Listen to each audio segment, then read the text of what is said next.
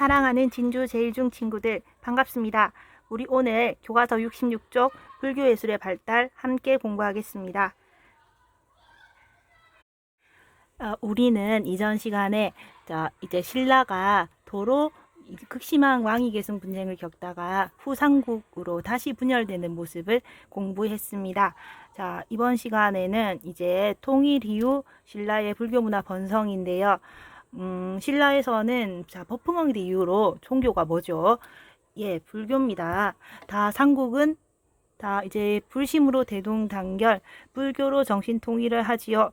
이렇게 믿으면 오늘날도 뭐 여러분 덕후들이 뭐 팬아트 하듯이 당시에도 자신의 믿음을 이렇게 다양한 예술 활동으로 뽐내고 싶죠. 그래서 각지에 뭐 사원과 불상, 탑, 범종 등이 통일신라 시기에 많이 만들어집니다. 자, 대표적인 통일신라 불교 예술을 대표하는 건축물로는 짜잔, 진한 글자 불국사와 석굴암이 있습니다. 자, 불국사 석굴암은 언제 만들어졌냐면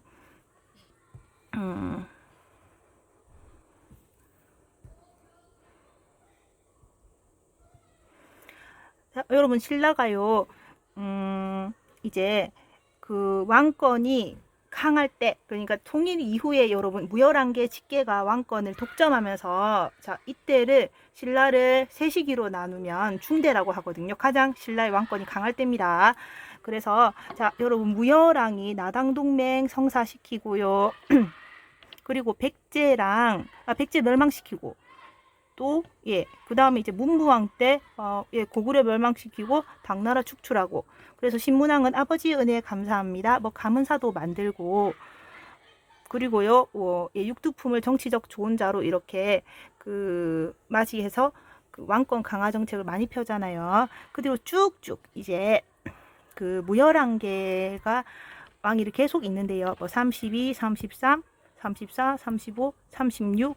자, 그런데 여러분 해공왕이, 제가 이 사람 뭐 설화 얘기했죠. 아버지 경덕왕이 팔자에 아들이 없는데 억지로 딸로 태어날 애를 아들로 만들어서 얘가 좀 되게 여성스러웠다. 근데 이게 여러분 여성스러웠다는 게 단순히 성품이 그런 게 아니고 너무 어리고 이제 좀 왕답지 못했다는 거죠. 그래서 이 96각간의 반란으로 인해서 해공왕은 피살되었다고 했어요. 그래서 해공왕대 이후부터 이제 여러분 신라의 경주 김씨면 다 왕위를 노리게 되잖아요. 그 뒤로부터 이제 신라 하대로 접어들게 되는데요. 이 불국사 석굴암, 자, 신라의 문화 극성기 이제 피크를 찍을 때 만들어진 것은 신라 왕권이 강하던 중대입니다. 자, 중대에 그 언제 만들어졌냐면 해공왕의 아빠 경덕왕. 여러분 경덕왕이 뭘로 유명하냐면요. 우리 교과서에서 배운 관리가 빌리지 읍에서 그 노동력과 또 그 조세를 수취할 수 있는 그 녹읍이요. 녹읍이 경덕왕 때 여러분 되살아났어요. 그래서 좀 망조가 보이죠. 이 경덕왕 이후에 여러분 해공왕 때 결국은 이제 해공왕이 피살되면서 무열왕계가 끝나잖아요. 경덕왕이 바로 녹읍 부활을 했던 왕입니다. 그러니까 여러분 달이 차면 기운다고 가장 달이 찼던 반짝반짝 여러분 헌할 그 시기예요. 자, 곧 기울기 시작한 시기. 이 경덕왕 때 이 불국사와 석굴암을 그 재상 김대성이 만들기 시작했다고 하죠. 그러다가 한 20여 년 대규모 역사를 거쳐서 해공왕 때 완성됩니다. 해공왕 초에 여러분 재상은 그 왕만 모시고요. 그러니까 한 사람만 1인 지하, 한 사람 아래에 있고 여러분 만인 지상, 이 모든 사람들의 우두머리가 되는 거잖아요. 그러니까 바로 왕만 모시고 있는 2인자 이 김대성이 뭐 전생의 부모를 위해서는 석굴암을, 현생의 부모를 위해서는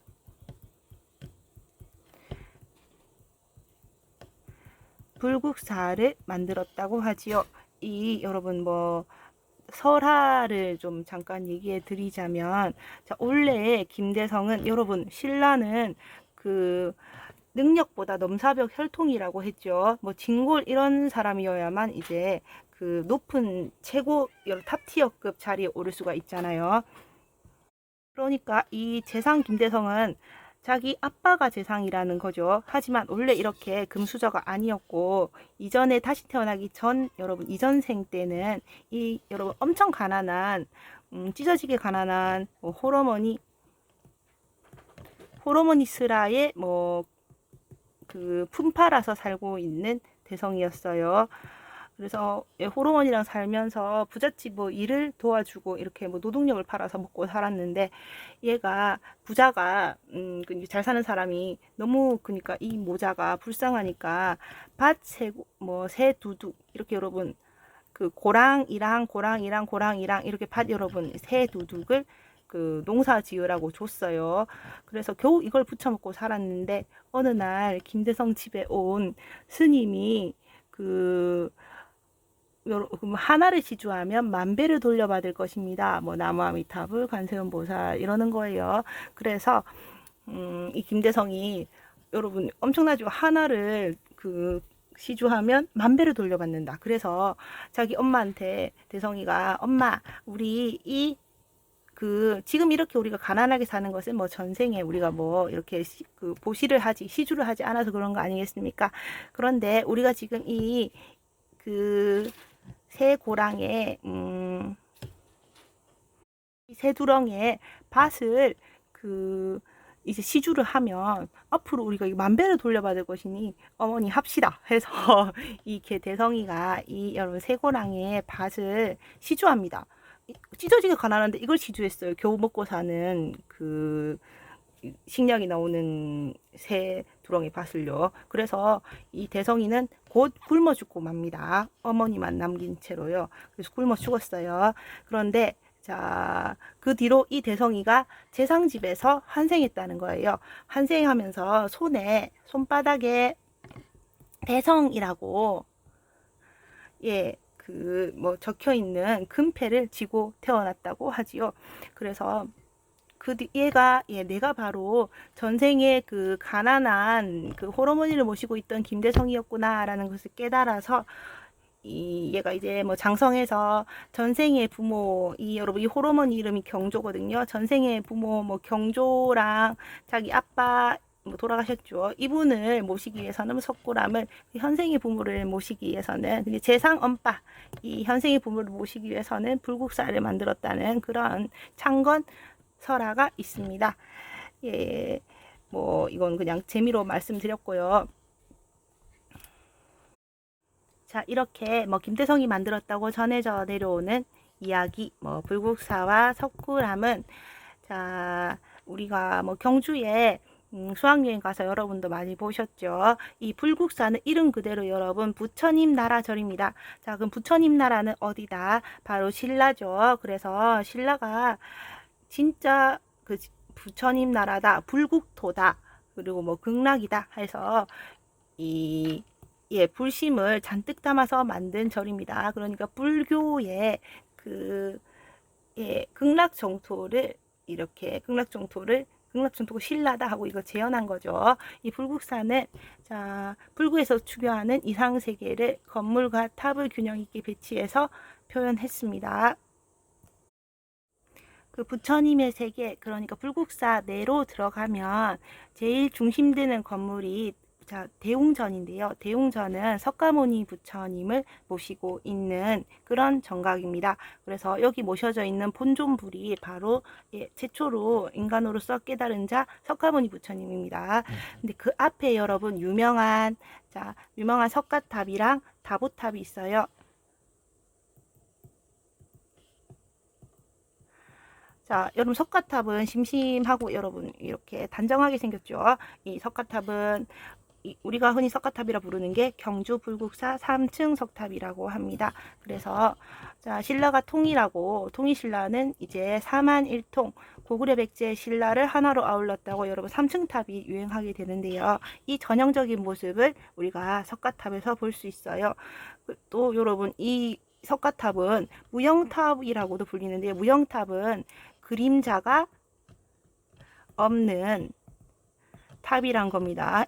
여러분 그림자 있죠? 그런데 이게 만들어질 때 그 간절하게 이 탑이 다 만들어지면 내 남편이 올 텐데 하던 석공의 아내가 그 호수에 비친 탑 그림자를 보고 언제 탑 그림자가 생기려나, 탑이 다 만들어지면 그리운 남편이 올 텐데 하고 기다렸는데 뭐 호수에 탑 그림자가 전혀 생기지 않아서 뭐 상심에 빠져서 호수에 빠져 죽었다는 뭐 그런 이거 만들어진 얘기가 있습니다. 그래서 이 석공의 아내가 탑 그림자가 비치지 않아서 그래서 상심에 빠져 죽었다는 만들어진 이야기가 있어서 무영탑으로도 불립니다.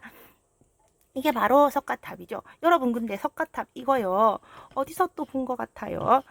이거 여러분 교과서 지금 페이지가 넘기기 힘들어서 안 넘길 텐데, 여러분 그 신문왕 때 그 신문왕이 여러분 가문사라고 아버지 은혜 감사합니다. 현재는 뭐예요? 가문사지 터밖에 없고 동서 석탑만 남아 있다고 했습니다. 가문사지의 두 석탑들도요 모양이 아주 이거랑 이 석가탑이랑 유사합니다. 그러니까 이제 통일 이후에 삼한을 하나로 일통했다. 고구려 백제 신라를 하나로 이렇게 엮었다는 자부심에 3층 석탑이 많이 만들어졌다는 거예요. 자, 그리고 여러분 이 다보탑은요 이거요 어디서 나와요? 요새 여러분 가치가 없는 차라리 녹이면 더 비싼 동전 여러분 10원짜리에 나와요. 이거 지금 한쪽엔 10원 반대쪽에는 다보탑 그림이 있잖아요. 여러분 이거 되게 화려하죠. 이게 원래 사자도요 다 이렇게 다 있었다고 해요.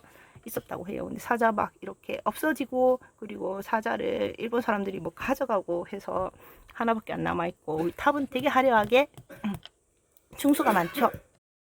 층수를 셀 수 없어서 이 탑은 다각 다층탑이라고 합니다. 그래 층수를 알기 어려운 독특한 구조다. 그래서 이게 여러분 이 탑은 다보탑은요 뭐를 상징하냐면 다보열애를 상징하는 탑입니다. 자, 이거 여러분 지금 그래서 이게 왜 이렇게 석가모니 부처님을 모시고 있는 대웅전 앞에 석가탑과 다보탑이 있냐면, 여러분 석가모니께서 사타족의 성자라는 뜻으로 석가모니라고 불리시는데요. 이분은 깨달으셔서 이제 부처님이 되셨죠. 그래서 이제 자신의 깨달음을 이제 그 중생들에게 막 설법을 많이 하셨어요. 그래서 이 석가탑은요 중생들에게 설법을 하고 있는 부처님의 모습을 탑으로 형상화했다고 합니다. 그런데 여러분 오늘날에도요 그 호응을 잘 해주면요 더 신나서 설법을 잘 할 수 있잖아요. 마찬가지입니다. 바로 옆에서 부처님의 말씀이 옳다 석가모니 말씀이 옳다 라고 이렇게 옆에서 바람 넣어주는 다보열애, 여러분 열애가 깨달은 자 부처의 다른 이름이라고 했습니다. 부처님을 그냥 열애라고도 부른다고 했어요. 그러니까 석가모니도 깨달은 자고요. 이제 다보열애도 깨달은 자라는 겁니다. 그래서 옆에서 자 다보열애가 맞다 석가모니 말씀이 맞다 하고 옆에서 바람 넣어주는 그런 모습이라고 합니다. 자, 그래서 석가탑과 다보탑이 나란히 있는 거예요. 그리고 이거 왜 이렇게 또 뭐 다각, 지금 보세요. 밑에는 사각인데 갈수록 어떻게 돼요? 원형, 그리고요 이 연꽃 이렇게 되죠. 이것은 점점 이제 깨달아 가면서 각이요 없어지면서 이렇게 원형으로 다듬어져 가는 그런 그 깨달음의 과정을 표현했다고 합니다. 각이 없어지면서 둥글둥글 이렇게 연꽃이 되는 모습이요. 자, 그렇다고 합니다. 그리고 여러분 탑은요. 자, 탑은 왜 만들었다고 했어요? 이거 여러분 불교의 기념물인데 뭐를 모시기 위해서? 원래는 여러분 그 부처님이 이제 입적하고 나서 이제 화장했을 때 나온 사리를 모시기 위해서 뭐 64,000개 뭐 원래 이렇게 만들었었다고 했잖아요. 그래서 여러분 탑을 해체하면 뭐가 나온다? 불교 보물이 나온다고 했어요. 이 경주 불국사 3층 석탑 이것도요.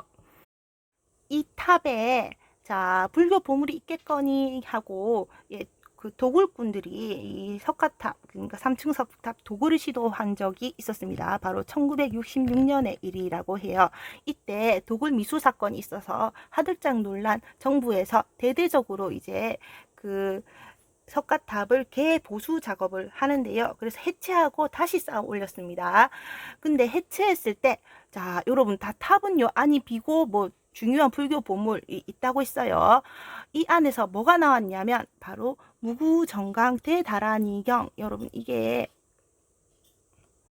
그 전체 길이가 뭐 6m나 되는 이게 돌돌 말려있던 두루마리 형식의 불경이라고 합니다. 자, 이게요, 여러분, 세계에서 가장 오래된, 그러니까 가장 오래된 목판 인쇄물이래요. 여러분, 목판은 그 해인사의 여러분 8만 대장경이 뭐 요 목판이잖아요. 이거 여러분 나무판에다가 글자를 막 이렇게 새겨 놓은 거죠. 그러니까 이걸 찍으면 그냥 요 완성본 그 한 페이지가 딱딱 만들어지는 거. 근데 이게 세계에서 가장 오래된 목판으로 찍어낸 인쇄물이 바로 석가탑에서 두둥 1966년에 자 해체하고 다시 이렇게 쌓아 올리는 과정에서 발견됐다는 겁니다. 자, 그래서 탑을 해체하면 보물이 나온다. 자, 이거 여러분, 그리고 지금 여러분 상식으로 아는 거 이후에 여러분 고려시대 때 우리나라에 또 있죠. 최고 인쇄물 또 발견되죠. 그때 발견된 건 뭐예요? 예, 목판이 아니고 금속 활자 인쇄물 가장 오래된 것도 우리나라 거죠. 이후에 고려시대 배울 때 함께 할게요. 이게 바로 불국사고요. 불국사의 대웅전 앞에 뭐 석가탑, 다부탑이 있다. 그 석가탑 내에서 그 무구정강 대다라닝경 세계에서 가장 오래된 목판 인쇄물 6m짜리 돌돌돌 말려있는 두루마리가 발견됐다. 자, 그리고 여러분 석굴암은요. 자, 석굴암은 우리가 뭘로 알고 있어요? 이거잖아요. 예. 자, 화강암으로 만든 돔 형태의 인공 석굴 사원입니다. 이거 여러분 가보면 그 석불사라고 절 건물 같은 거 바로 안에 이렇게 그 유리로 막고 여러분 안에 이렇게 모셔져 있죠. 자, 이 석굴암은요, 우리나라에서 유일한 인공 석굴 사원입니다. 여러분, 인공 석굴이라는 건, 자, 그 자연 암벽을 이렇게 파서 만든 석굴이 아니라 인위적으로 화강암을 다듬어서 쌓아 올린 석굴 사원이라는 거죠. 이거 인도에서는 인도가 여러분 석가모니 부처님이 인도 사람이잖아요. 그 불교의 원산지죠. 여기는 그 우리보다 더 적도 쪽이 있어서 무덥잖아요. 열대 기후고 그래서 시원하게 동굴에서 이렇게 수행을 많이 했는데요. 인도는 우리나라보다 좀 이제 우리나라는 화산지대여서 화강암 엄청 단단하죠. 근데 인도는 주로 모래가 많이 섞여 있는 주성분이어서 우리보다 더 이렇게 자연 암벽을 파기가 쉽다고 합니다. 그래서 여기 보시면 이런 식으로 지금요 여기에 보세요. 자연 암벽을 파서 만들었죠. 예, 이렇게 그 석굴 사원이 인도는 유행하는데요. 그러면 우리는 여러분 이제 불교를 공부하다 보면 우리도 이제 석굴에서 수행하고 싶어 하는 그런 마음이 생기잖아요. 그래서 파기 힘드니까 우리는 뭐 쌓아 올리자 해서 만든 거예요. 이 석굴암은 이제 뭐 신라가 이렇게 망한 이후에 뭐 고려, 조선시대, 특히 조선은 여러분 그 유교 국가거든요. 그래서 불교를 좀 이렇게 억누르고요. 그래서 좀 방치되어 있다가 여러분 1907년은 여러분 그 1905년에 우리가 을사늑약 맺잖아요. 그 외교권 빼앗기죠, 일제에게. 그리고 1910년에 우리나라가 일본한테 송두리째 넘어가잖아요. 근데 1907년 이제 일본이 우리나라 먹으려고 막 손쓰고 있던 이때 일본이 우연하게 발견합니다. 발견하고 나서 이제 일제시대 1910년에서 1945년 우리 해방될 때까지 35년간 일본이요 이거를 뭐 자기 딴에는 이제 뭐 그 최첨단 기술인 그 시멘트 그러니까 콘크리트를 외벽에 쫙 발라서 재보수하는 작업을 해요. 그러면서 자연적으로 이제 원래 여러분 굴 이런 데는 습기가 차기 쉽잖아요. 어둡고 습하고. 그런데 이걸 자연적으로 이게 조절이 되는 그런 과학적인 인공 석굴이었는데, 이 위에 인위적으로 시멘을 바르면서 이렇게 재보수를 일제가 하면서 이게 스스로 이제 습기랑 뭐 온도, 습도, 온도 이런 걸 조절하는 능력을 잃어버려서 인위적으로 지금 순환 장치를 이용해서 기계를 돌려서 습기를 빼고 있습니다. 그래서 여러분 이 항상 유리벽으로 이렇게 가려 있는데 여러분 석가탄신일에는요 이 유리벽 안으로 뭐 들어갈 수 있게 해준대요. 요새는 또 입장료도 무료고요. 그래서 다시 한번 뭐 가본 친구들 한 번 더 가서 보세요. 이게 석고남이에요. 이거 여러분 이 본존불, 이게 석가모니 부처님을 새긴 석상이 본존 부처님 석가모니 불상인데요. 이게 여러분 높이가 3.3m라고 합니다. 그래서 여기 여러분 160 정도의 키의 사람이 이렇게 보면요 가장 멋지게 광배 뒤에 빛 있죠. 이게 딱 가운데에 와 보이는 그런 형태라고 해요. 자, 그러면 필기노트 한번 완성해 볼까요? 자, 불교에서 추구하는 이상세계를 표현한 절. 자, 붓다 네이션 템퍼 뭐예요? 불국사. 자, 그리고 불국사에는 여러분 석가모니 부처님을 모신 대웅전 앞에 석가모니 부처님께서 설법하시는 모습을 탑으로 표현한 불국사 3층 석탑 뭐죠? 석가탑. 자, 석가탑은 한번 도굴 당할 뻔한 위험이 있었다고 했어요. 그래서 나라에서 대대적으로 재보수 작업을 하는 과정에서 발견된 세계 최고의 목발 인쇄물. 자, 석가탑 안에서 뭐가 발견됐어요? 돌돌 뭉친 6m짜리 두루마리, 무구, 정광, 대다라, 니경이 발견됐죠. 그리고 바로 석가탑 옆에서 석가모니 부처님의 말씀이 맞다 맞다라고 이렇게 바람 넣어주는 다보열애를 상징하는 다보탑. 자, 다보탑은 여러분 층수를 세기 힘든 복잡한 구조죠. 그리고 이 각이요 각져 있다가 점점 어떻게 돼요? 원형으로 되는 이제 깨달음의 과정에서 다듬어지는 모습을 이렇게 탑으로 표현했다고 했습니다. 자, 그리고 여러분 인도에 있는 수많은 수많은 자연 암벽에 있는 석굴 우리도 만들어 볼 테야 하고 여러분 화강암을 열심히 깎아서 만든 인공 석굴 사원 우리나라에 유일합니다. 뭐예요? 자, 경주 토암산에 있는 석굴암. 자, 불국사 석굴암은 둘 다 유네스코 세계문화유산이래요. 그리고 여러분 아까 신라 중대에는 삼한일통 고구려 백제 신라 세 나라를 하나로 통일했다고. 자, 몇 층 탑이 유행한다? 3층 탑. 그래서 불국사 3층 석탑은 바로 석가탑. 또요 여러분 신문왕이 아버지의 은혜에 감사합니다. 아버지가 용이 되셨죠. 그런데 지금 현재는 뭐만 남아 있어요? 동서 석탑만 남아 있는 무슨 탑요? 가문사지 석탑. 그리고 이렇습니다. 자, 이게 다 여러분 교과서에 다 있어요. 그래서 뭐 상층 석탑 유행, 가문사지, 불국사 3층 석탑. 자, 그리고 여러분 신라 말에는 이게 좀 여러분 신라 이제 중대 신라가 통일하고 잘 나가던 극성기입니다. 근데 신라 말에는 여러분 중앙에서는 범내무란계, 그러니 경주 김씨의 왕위 계승 분쟁이 치열했고요. 또 지방에서는 호족들이 각지에서 자신들 성주 장군이라 자칭하면서 각지에 영웅이 되었어요. 신라 말에 그래서 이 호족들이 여러분 믿는 정신적인 지주가 뭐라고 했어요?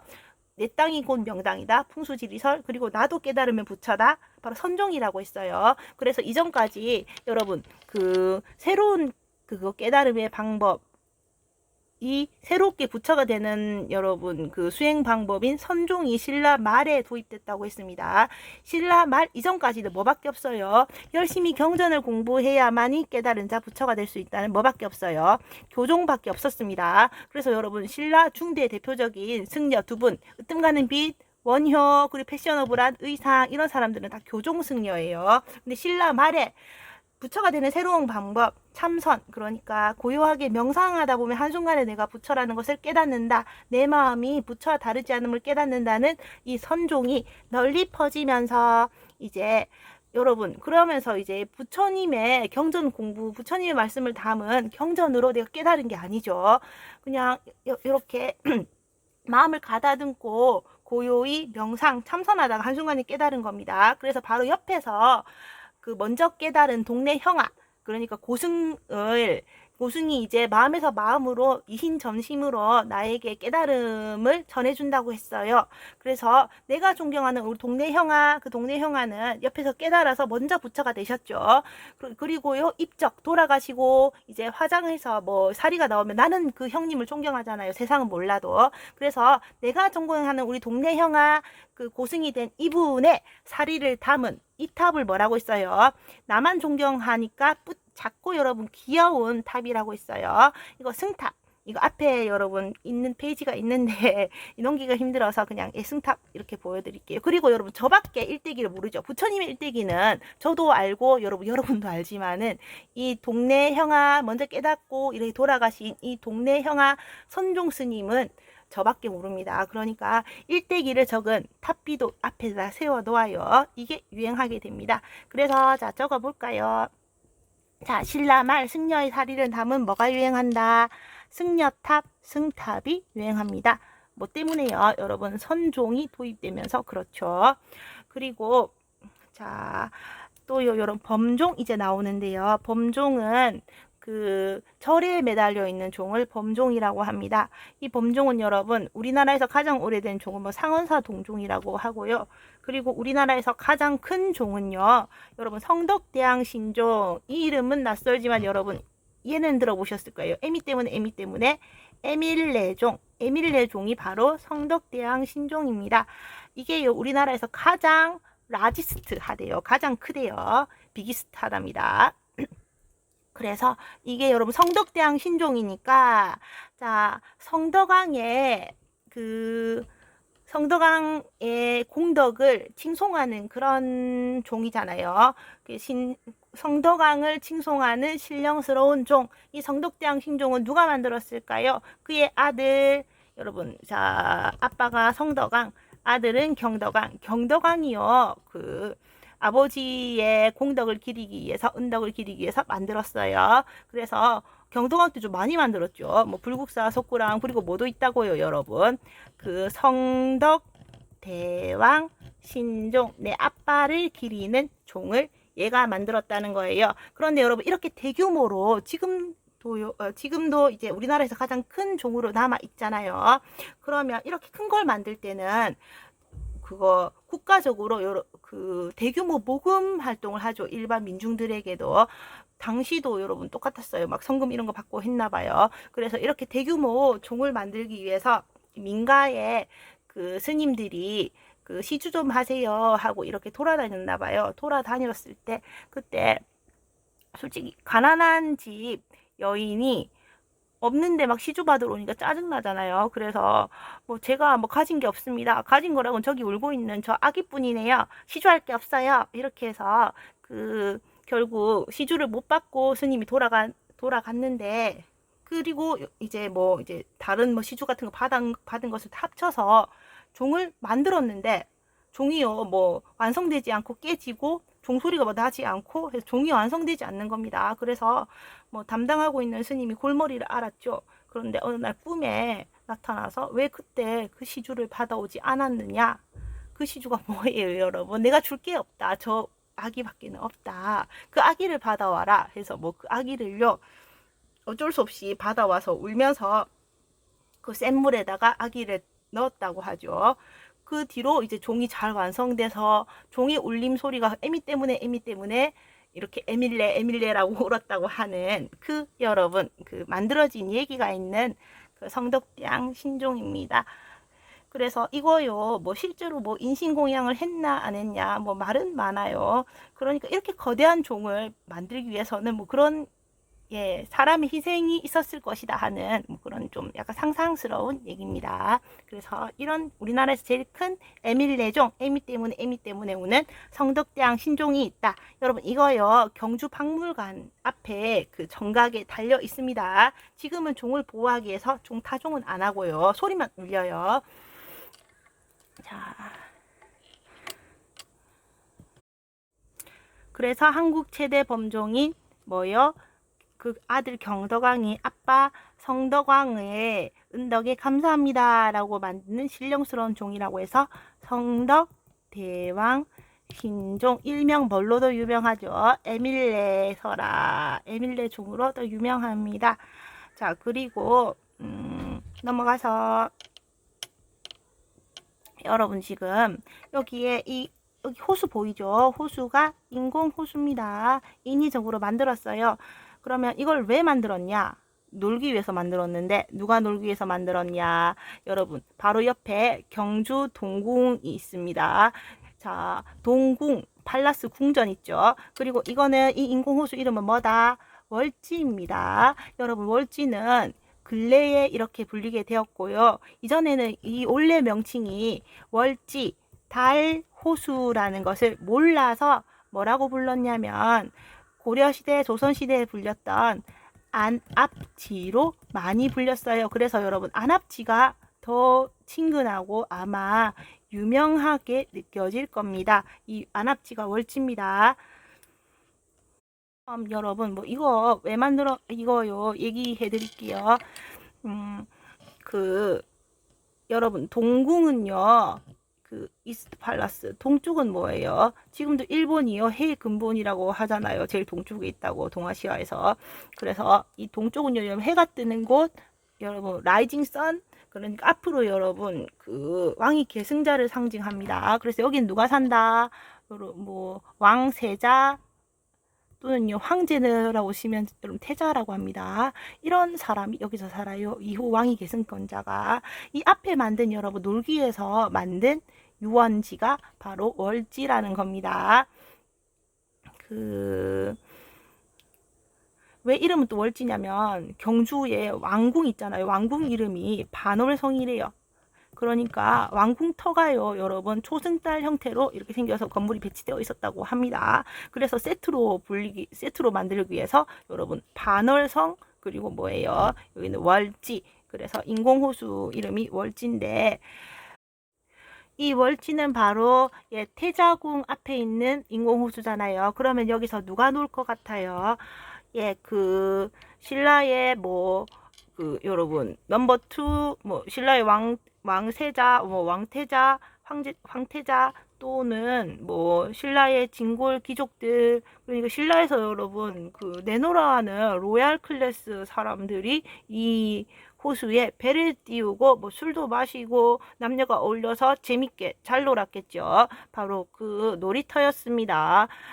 그래서 여러분 여기서 놀면서요 흥이 오르고 하니까 이제 그 호수에 물건도 많이 쓰던요. 물건도 많이 빠뜨렸겠죠. 그런데 여기서 놀던 사람들이 그 최상위 클래스잖아요. 이 신라의 금수저들. 이런 사람들이 놀았으니까요. 여기에 여러분 모르고 빠뜨렸던 물건들도요. 되게 귀한 것들만 있어요. 그래서 여러분 여기서 2만여 점의 유물이 나왔다고 합니다. 그러니까 이 호수 내에요. 놀다가 빠뜨린 유물이 엄청 많다는 거예요. 그래서 그냥 여러분 가위 보세요. 가위도 엄청 멋냈죠. 이거 기금속 동으로 됐고요. 금박을 입힌 보세요. 손잡이 이렇게 엄청나게 냈죠. 그리고 여러분 문고리 왜 빠져 있었는지 모르지만 문고리 보세요. 문고리도 아주 화려하죠. 비싼 집 문고리 같잖아요. 그리고 여기서 여러분 뭐도 나오냐면 타고 놀던 배도 나와요. 둥둥 배도 나오고요. 그리고 또 여러분 이런 것도 나왔대요. 나무 주사위도 나왔다는데 이 월진에서 이 발굴하던 종 진흙 속에서 발견되었다는데 1975년에 이 나무 주사위는 여러분 뭐래요? 강면에 뭐 소리 없이 춤추기, 얼굴 간지러도 꼼짝 않기라는 다양한 벌칙이 적혀 있다. 이건 뭐냐면 여러분 술 한잔 하면서 막 이제 나무 주사위 막 굴리면서 이제 그 뭐지 벌칙으로 이렇게 그거 술자리 게임으로 했다는 겁니다. 이런 거 요새도 하잖아요. 그래서 이게 이 나무 주사위가 여러분 왜 복제품이냐면 이거 어디서 건졌다고 했어요? 이 월지 인공호수에서 건진 거죠. 그럼 축축하니 이게 물에 팅퉁 불어 있었을 거잖아요. 이거를 발견했을 때 그래서 뭐 발견해서 곧바로 사진 찍고 이제 건조기에다가 이걸 나무 주사기를 넣었대요. 그런데 그 온도 조절을 잘 못해서 건조기 내서 이 여러분 진품 나무 주사위가 다 타버렸답니다. 타서 그냥 숯구이가 됐어요. 그래서 어쩔 수 없이 딱 발굴했을 때 찍어 놓았던 사진 있죠. 사진과 기록 이걸로요 복제품밖에 현재 없다고 해요. 진품은 태워 먹었어요. 자, 이런 여러분 재밌는 얘기가 있답니다. 그래. 그리고 또 여기서 여러분 이거 차마 말로 못할 뭐 야한 거 엄청 야한 것도 나왔어요. 이거 경주박물관에 가면 떡하니 있는데 여기 여러분 남녀가 서로 어울려 놀던 곳이잖아요. 뭐 쾌락의 장소. 그래서 겁나 야한 여러분 여성용품도요. 뭐 여기 월지에서 발견되고 했어요. 이거 여러분 다음에 커서 19살 넘어서 그 이제 가서 직접 보세요. 경주박물관에. 그때 쌤이 얘기한 게 그거였구나 하고 알 겁니다. 자, 그래서 여기 귀족들이 여러분 신라의 그 왕족 귀족들이 놀던 귀한 것들이 월지에서 많이 발견됐다. 그런데 월지는 최근래의 명칭이 월지인 줄 알게 된 거고요. 원래는 뭘로 불렸냐면요. 안압지로 불렸는데 왜 그렇게 불렸냐면 자, 이 신라가 망하고 나서 1000년 여러분 그 영하를 누리다가 망했죠. 망하고 나서 이제 그 고려시대, 조선시대에는 예전의 영광스러운 그 모습으로 살지를 못하잖아요. 그래서 여기는 이제 그 오늘날에도 그 여러분 그 뭐라 군사분계선 뭐 DMZ에 보면 DMZ의 자연환경이 잘 보존되어 있죠. 사람이 못 가니까요. 그러니까 이제 여기서는 이 월지에서 더 이상 그 뭐 그 귀족이나 왕족이 놀지 않으니까 여기서 이제 누가 놀까요? 아는요. 그 기러기, 압은 오리, 지는 아까 호수였죠. 그런 기러기와 오리가 신나게 노는 그런 호수로 바뀌었다는 겁니다. 고려시대, 조선시대에는요. 그래서 고려 조선에 그 문인들, 뭐 여러분 그 이렇게 좀 시 같은 한 수 잘 읊는 이런 사람들 있잖아요. 그런 사람들이 문인들이 안압지를 와 보니까 더덥죠. 그거 신라 천년의 영하가. 그래서 그 이 안압지를 보고 이제 덧없는 뭐 이렇게 뭐 영강 뭐 이런 걸 주제로 막 이렇게 시조를 한 수 읊고 막 이런 게 많아요. 그래서 이후에 고려시대, 조선시대에 불리던 기러기와 오리만 논이는 호수다라는 안압지로 계속 알려져 있다가 근래에 이제 이게 정식 명칭이 월지라는 게 밝혀져서 동궁과 월지라고 세트로 이렇게 불린답니다. 자, 그래서 여러분 적어볼까요? 다시 필기노트 가겠습니다. 경주 동궁과 여러분 고려시대 조선시대에 자 기러기랑 오리만 논이 있는데 이게요 원래 명칭이 뭐였다? 여러분 월지 그러니까 달호수였다고 했어요. 여기서 5만 떼만 개 다 나왔다. 2만 점이나 나왔다.